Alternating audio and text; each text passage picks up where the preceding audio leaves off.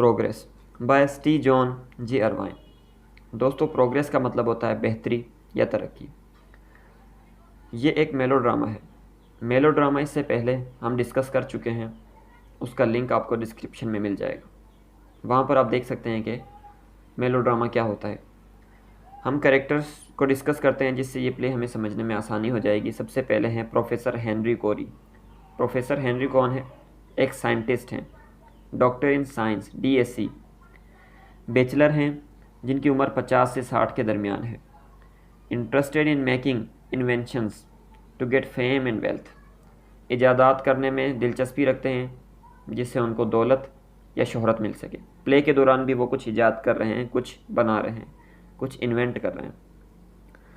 اس کے بعد ہے مسز میلڈن، جو کہ بہن ہے پروفیسر ہنری کوری کی اور ماں ہے ایڈی کی۔ ایڈی تیسرا کریکٹر۔ مسز میلڈن کی عمر کتنی ہے؟ تقریباً 43 ایئرس، ویڈو ہے، وہ بیوہ۔ ایڈی کون ہے؟ جنگ کے دوران شہید ہونے والا ایک سپاہی ہے۔ اس کے بعد ہے ٹام میلڈن۔ ٹام کون ہے؟ ایڈی کا والد اور مسز میلڈن کا ہسبینڈ، اس پلے کے دوران مرحوم۔ اس کے بعد ہے ہینا۔ ہینا اے لیڈی سرونٹ، ایک خاتون ملازم۔ یہ پلے سیٹ کیا گیا تھا 1919 میں، 1919 میں، پہلی ورلڈ وار کے فوراً بعد، جو کہ شروع ہوئی تھی اگست 1914 کو، 1914 کو، اور ختم ہوئی تھی 11 نومبر 1918، 1918 کو۔ یہ ایسی جنگ تھی جو دنیا نے نہ پہلے دیکھی اور نہ ہی کبھی تصور کیا تھا۔ یہ پلے رکھا گیا ہے پروفیسر ہنری کوری کے اسٹڈی روم یا سائنس لیب میں، جو کہ شمالی انگلینڈ کے ایک دور دراز گاؤں میں واقع ہے۔ کمرے میں ایک بڑا سا میز ہے جو کہ بھرا ہوا ہے سائنٹیفک ایپریٹس، یعنی سائنسی ساز و سامان سے۔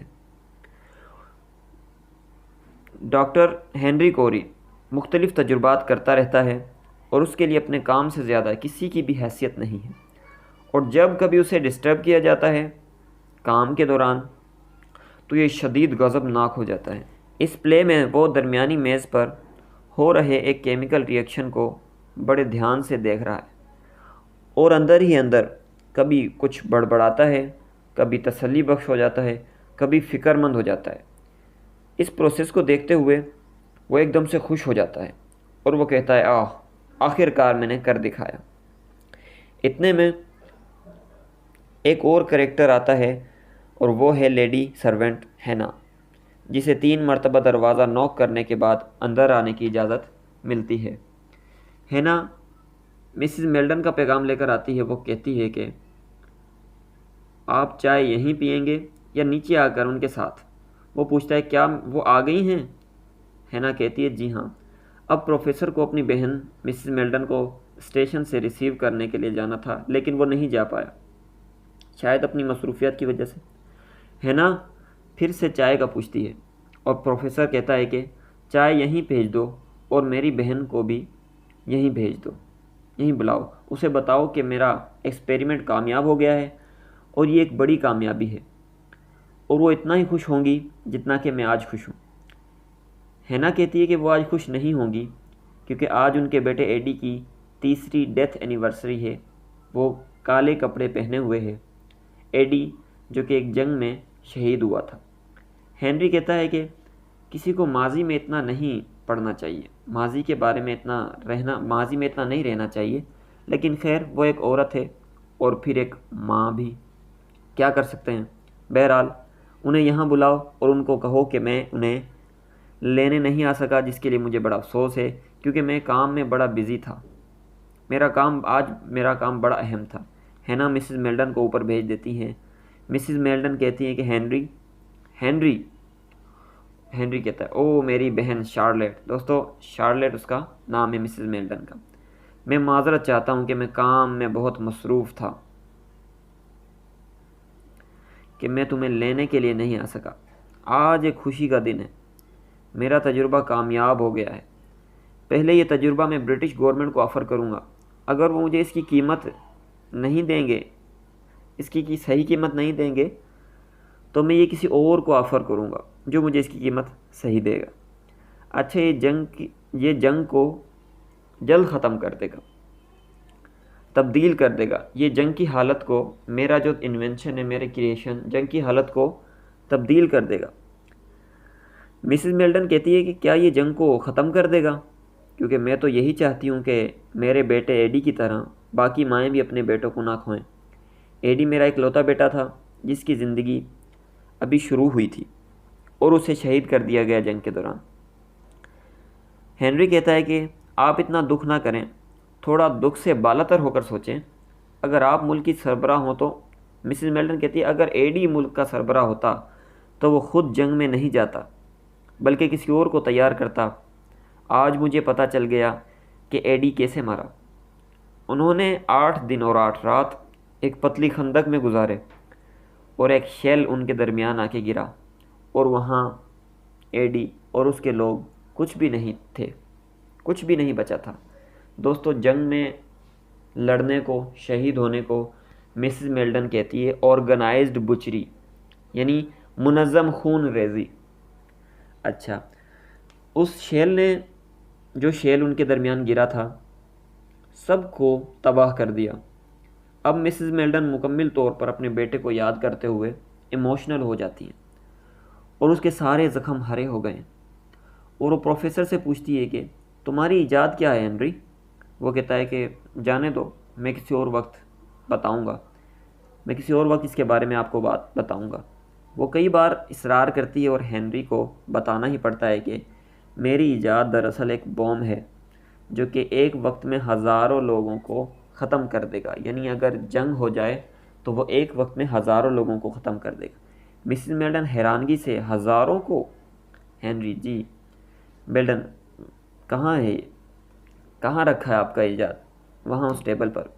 ہنری، اب پروفیسر ہنری اس بوم کو ایکسپلین کرنے لگتا ہے کہ جب یہ بوم کہیں گرے گا، یہ ایک صوبے کی بڑی آبادی کو تباہ کر دے گا۔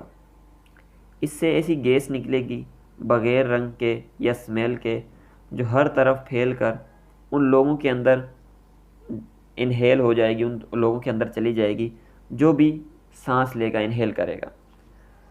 ان کو جب تک پتہ نہیں چلے گا، جب تک وہ اپنے جسم کو گلتا ہوا نہ دیکھیں گے، اور انہیں کوئی بھی بچا نہیں سکے گا۔ ایک ہی بوم کے ساتھ ایک مانچسٹر شہر جتنی آبادی کو صاف کر سکتے ہیں۔ مانچسٹر دوستو انگلینڈ کا ایک شہر ہے جس کی موجودہ آبادی تقریباً 2,77,04,340 ہے۔ اور اگر میں نے پروفیسر ہنری کوری کہتا ہے کہ اگر میں نے اسے 1914 میں، یعنی پہلے جنگ عظیم میں ہی بنا لیا ہوتا تو یہ جنگ کو جلد ہی ختم کر دیتا، یعنی لوگوں کو ختم کر کے۔ مسز میلڈن پھر سے ایموشنل ہو جاتی ہیں اور ایڈی جو کہ جنگ میں ہی قتل ہوا تھا اس کی بات کرنے لگ جاتی ہیں اور کہتی ہیں کہ ہم ایڈی جیسے بیٹوں کو جنم دیتی ہیں، اور تمہارے جیسے لوگ، کہتی ہے کہ ہماری جیسے مائیں ایڈی جیسے بیٹوں کو جنم دیتی ہیں، اور تمہارے جیسے لوگ انہیں ختم کرنے کے لیے انوینشنز کرتے ہیں۔ پروفیسر اسے تسلی دینے کے لیے کہتا ہے کہ سوچو، تمہارے بھائی کے پاس کئی ہزار پاؤنڈ اور امیری کا رتبہ اور شہرت۔ مسز میلڈن کہتی ہے کئی ہزار پاؤنڈ کی جگہ تم 30 سلور کوئن کیوں نہیں لیتے؟ دوستو، یہ 30 سلور کوئن کا مسز میلڈن نے تانا دیا ہے اس کو۔ 30 سلور کوئن کیا تھے؟ جیزس کرائسٹ، عیسائی عقیدے کے مطابق عیسیٰ علیہ السلام کو 30 پینی میں، 30 سلور کوئن میں غداروں کے ہاں بیچا گیا تھا۔ کس نے بیچا تھا؟ جوڈیس اسکیریٹ نے، جس کو 30 سلور کوئن ملے تھے۔ مسز میلڈن ہنری کو تانا دیتے ہوئے غدار کہتی ہے۔ مسز میلڈن ہنری کو تانا دیتے ہوئے غدار کہتی ہے۔ مسز میلڈن تو غم و غصے میں پاگل تھی ہی، غم و غصے میں تھی ہی پہلے ہی، اب ہنری کو بھی یہ بات سن کر غصہ آ جاتا ہے۔ پھر بھی پروفیسر مسز میلڈن کو سمجھانے کی کوشش کرتا ہے کہ میں نے اپنے ملک کو طاقتور بنانے کے لیے کام کیا ہے، لیکن مسز میلڈن کہتی ہے کہ اگر تم یہ بوم ضائع کر دو اور اس کا کسی کو نہ بتاؤ تو ہزاروں ایڈی جیسے بچے مرنے سے بچ جائیں گے، اور بے قصور عورتیں اور بچے بھی، کیونکہ یہ ایک شہر میں گرے گا تو شہر میں ہر قسم کے بچے بھی، عورتیں بھی، بڑے بوڑھے بزرگ بھی رہتے ہیں۔ ہنری کہتا ہے اگر میں یہ ایجاد لانچ نہیں کروں گا تو کوئی اور اس سے زیادہ خطرناک بم بنا لے گا۔ آخر کار مسز میلڈن کہتی ہے کہ اپنی بوم کو ضائع کر دو ہنری۔ تو ہنری کہتا ہے کہ تم شاید غم میں پاگل ہو گئی ہو، میں اپنی اتنے سالوں کی محنت ضائع کیسے کر سکتا ہوں؟ لیکن مسز میلڈن کہتی ہے اگر تم ضائع نہیں کرو گے تو میں خود اسے ضائع کر دوں گی۔ وہ جاتی ہے ٹیبل کے پاس اور وہاں پر رکھی سب چیزوں کے ٹکڑے ٹکڑے کر دیتی ہے، توڑ پھوڑ دیتی ہے۔